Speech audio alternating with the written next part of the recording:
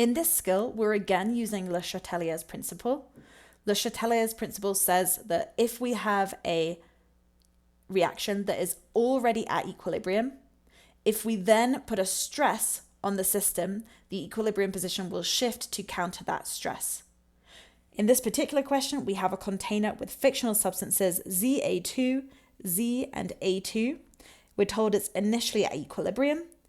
That's telling us that we are able to use Le Chatelier's principle because it starts off at equilibrium. We're told it's initially at 273 Kelvin. Here's our reaction. We're also given the enthalpy change of reaction, delta H reaction. We're told it's negative 27 kilojoules per mole of reaction. Now it's important to know that this enthalpy change that's given is for the forwards reaction. Our first step is deciding for our forwards reaction and our backwards reaction, are they endothermic or exothermic?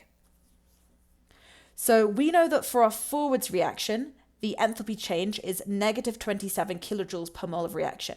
Since it's negative, that means it's releasing or giving out energy. That means it's exothermic. So our forwards reaction is exothermic. The backwards reaction is the opposite of that. If the enthalpy change for the forwards reaction is negative 27 kilojoules per mole reaction, that means that our enthalpy change for the backwards reaction is going to be positive 27 kilojoules per mole of reaction. So what that means is that our backwards reaction is taking in energy, it's absorbing energy. That means that it's endothermic.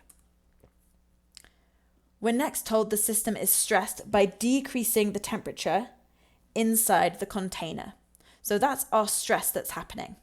Now, according to Le Chatelier's principle, the equilibrium position will shift to counter this stress. So if the temperature decreases, to counter that, we're going to want to increase the temperature. So temperature needs to increase to counter this stress. Which reaction direction should be favored to make this happen?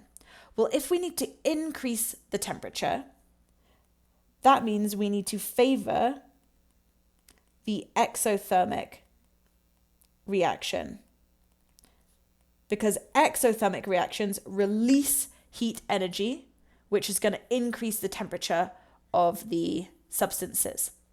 So if we need to increase the temperature, we need to favor the exothermic reaction. We already identified the forwards reaction is exothermic.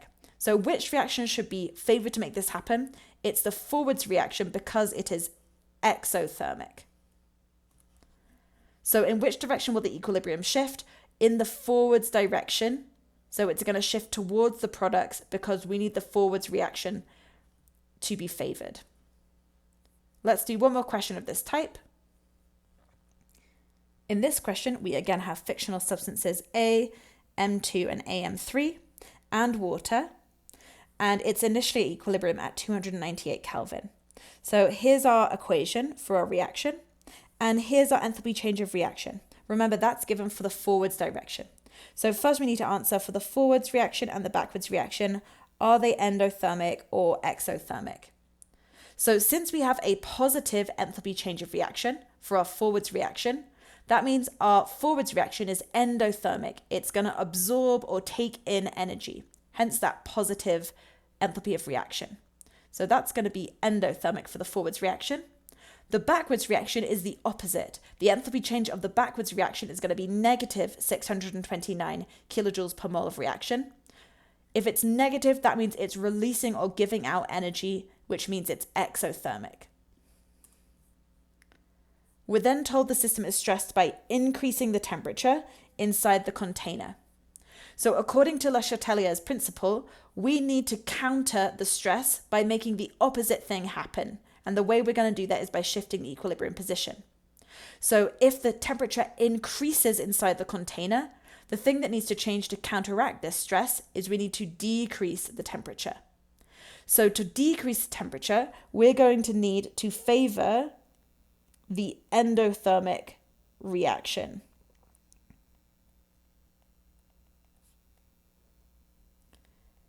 Because endothermic reactions take in or absorb energy. So when an endothermic reaction happens, because it's taking in energy from the surroundings, the temperature of the system is actually going to decrease. So which reaction should be favored to make this happen? We need to favor the endothermic reaction, which is the forwards reaction in this question. So the forwards reaction because it is endothermic. Finally, in which direction will the equilibrium shift? It needs to shift so the forwards reaction is favored. That means it's going to shift towards the products. So in this question, all we need to do is look at the enthalpy change of reaction, figure out for the forwards and backwards reactions if they're endothermic or exothermic. Then when the temperature changes, we need to counter that change by favoring one of the directions. If the temperature increases, we need the temperature to decrease, so we need to favor the endothermic reaction. If the temperature decreases, we need to increase the temperature, so we're going to favor the exothermic reaction.